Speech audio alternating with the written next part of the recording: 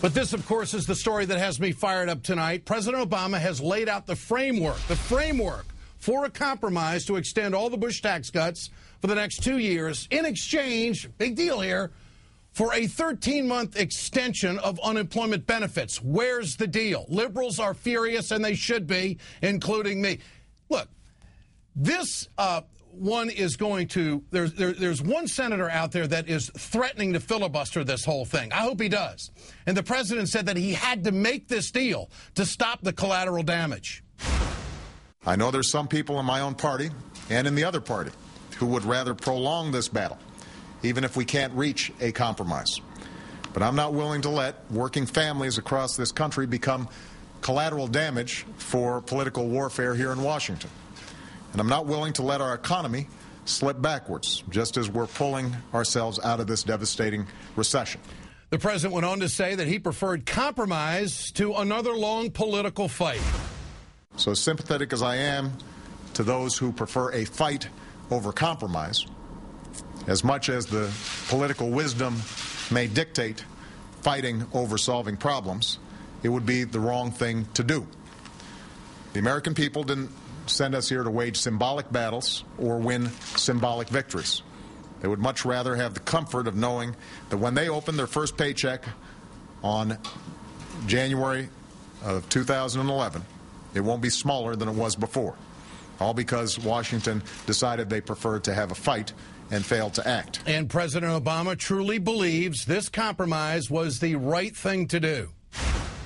As for now, I believe this bipartisan plan is the right thing to do. It's the right thing to do for jobs. It's the right thing to do for the middle class. It is the right thing to do for business, and it's the right thing to do for our economy. It offers us an opportunity that we need to seize. It's not perfect. This compromise is an essential step on the road to recovery. Essential step on the road to recovery? Essential? We have to do this? The Republicans have backed President Obama, I think, right into the corner again. If he compromises with the very people who have been on a mission to destroy his agenda, destroy his presidency, this country, in my opinion, will never get out of the financial ditch that we're in. I thought that's what the campaign was all about, fiscal responsibility. The Democrats were going to be the party to do the right thing for America in future generations. Bottom line, folks, here's what this deal means. The rich, they're just going to get a heck of a lot richer. The poor, they're going to be working harder and longer, and they're going to stay poor. The same millionaires and billionaires who represent the fat bubbles at the bottom of this chart, they're only going to get richer. They're only going to get fatter. This deal will let millionaires keep $103,000 that could solve our debt crisis. And you know what? They'd still be millionaires. Or maybe they could help feed a family, you know? Independent Senator Bernie Sanders hit the roof when he heard the details. Sanders threatened to filibuster the compromise when I talked to him during today's 6 p.m. edition of The Ed Show. The Bush economic philosophy of tax breaks to millionaires and billionaires is absolutely wrong. Public policy, absolutely wrong politically. And I got to tell you, I will do whatever I can to see that 60 votes are not acquired to pass this piece of legislation. Will you filibuster this? I will do whatever I can on this. This is a very, very bad agreement. Sanders and other like-minded progressives are the only thing standing in the way of this deal. Last night, Sunday night, watching TV, channel surfing, there it was. One of my favorites, Private Ryan, followed by Pearl Harbor. I thought about the greatest generation storming Omaha Beach under intense fire. And I turned to my wife and I said, Wendy, you think these guys were worried about a tax cut back home?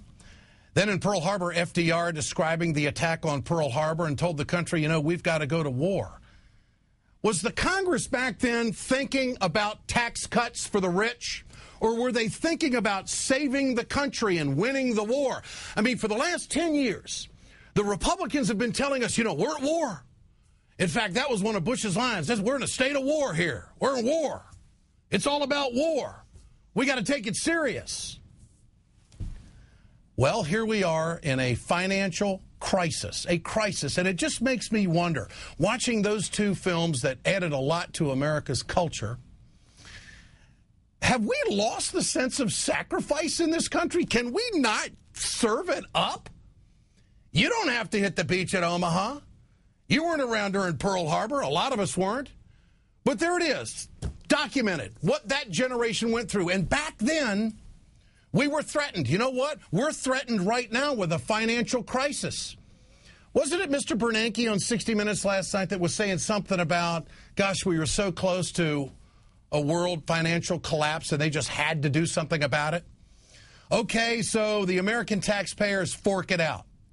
And we've heard so much conversation about, well, we just can't put this on the backs of the next generation. Well, then why the hell aren't we going to do something about it? We just can't bite the bullet. We're afraid to ask Americans to serve up a little bit more. We've bought into this philosophy. You know, if we raise taxes, our economy is going to go in the toilet. I believe Mr. Bernanke also said in that interview that, you know what, we're going to have unemployment for another 4 or 5 years. It's going to be somewhat of a new normal. So I asked the question tonight, what was the Congress like back in 1941? They were faced with a crisis. Did they hold unemployed people hostage for tax cuts back then?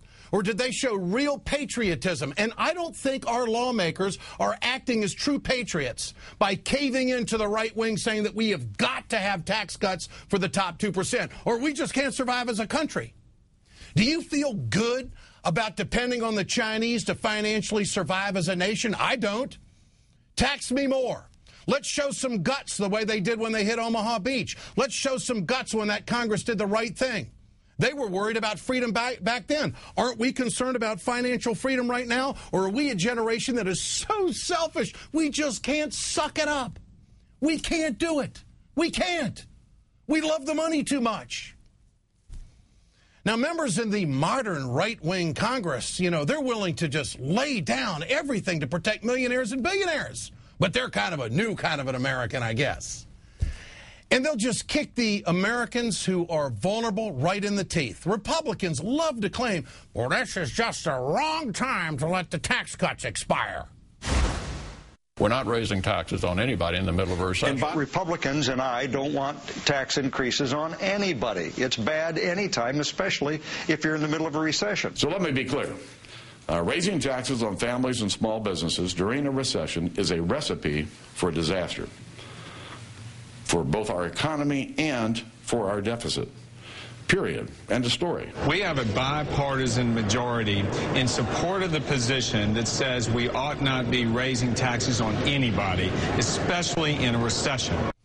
I don't know what poll he's quoting. That's not where the American people are. These same Republicans have repeatedly allowed unemployment benefits to expire during the biggest economic downturn since the Great Depression. And with this deal, Republicans have backed the Democrats into a corner of capitulation, dangling that carrot of unemployment right out in front of them. Hey, you really want it?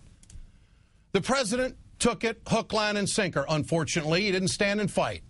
Tonight, the country could see the anguish in the president's face. I could. I don't believe this is the deal President Obama wanted, but the hostage-taking of the long-term unemployed proved to be the controlling issue in all of this. The deal means that we'll be having the same political fight right back here in the middle of the 2012 elections, and liberals tonight are concerned, how do we know that President Obama won't cave in 2 years and cut the same damn deal? Face it, Republicans won big tonight, and I think America lost. This is no victory. Get your cell phones out. I want to know what you think about all of this. Tonight's text survey question is, do you think President Obama did the right thing by compromising with Republicans on tax cuts? Text A for yes, text B for no to 622-639. We'll bring you the results later on in the show. Joining me now is House Progressive, who takes no prisoners, Congressman Alan Grayson. Congressman, good to have you with us tonight. The president says that this deal isn't perfect, but it's essential. Do you agree with that? Well, the president, after 2 years in office, is still casting around for some way to deal with the stubbornness and callousness of the Republican Party in Washington, and he hasn't found it yet.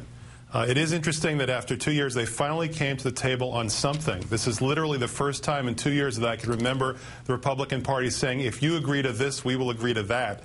Up till now, it's just been no, no, no, no, no. So it's an interesting development, but in fact, what the Republicans have wanted from the beginning of this negotiation was an extension for 2 years of all the tax cuts. And in the end, what they got at the end of this negotiation was an extension for 2 years of all the tax cuts. In other words, the president didn't really make a lot of progress in negotiating with them. And that's unfortunate. He's the head of our side. He is the head of the Democratic Party. He is our highest elected official. Is it capitulation?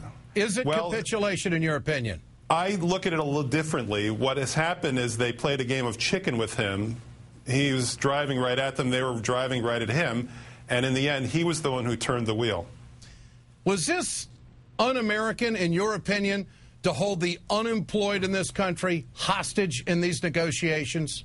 Well, of course. I mean, the Republican Party sent the president a ransom note saying, if you ever want to see any benefits for the unemployed again, you're going to have to give in to us on tax cuts for the rich. And this the price tag for this 2-year agreement is another $70 billion a year out the window to give money to people who have all the money in America at this point.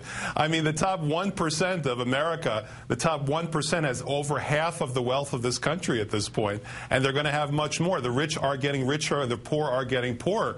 So what the president did faced with this ransom note is that he basically gave them what they were asking for, and that is unfortunate, not just for us, but for all America. They got it doesn't matter so much what happens to us, the Democratic Party. It matters that we're giving another $140 billion to the rich so that they can buy more Merlot.